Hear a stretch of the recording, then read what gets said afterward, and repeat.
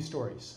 You could even say that all of the crises that we face today, the financial crisis, the soil crisis, some of them people don't know as much about, the water crisis, the biodiversity crisis, energy crisis, political crisis, healthcare crisis, educational crisis, the list goes on and on.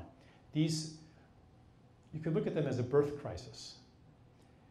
People don't change individually until the world falls apart.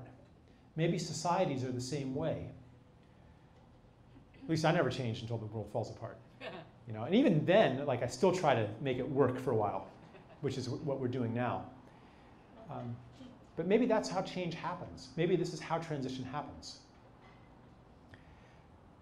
And what they're propelling us toward, it's kind of like being born. We don't really know what it's going to be like, this new world. But we see a light ahead of us.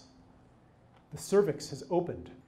The stage of birth that precedes that is the stage where the cervix hasn't opened yet, but the uterus is already starting to contract.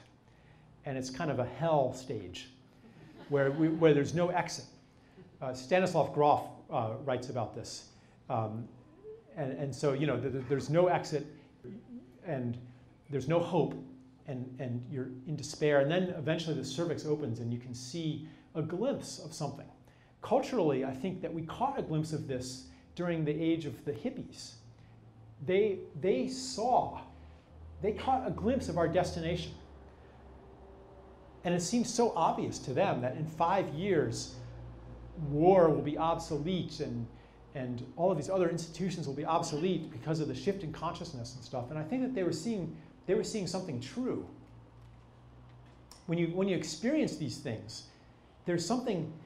It doesn't feel like an excursion from reality or a fantasy, but it feels like a glimpse of the way things really could be.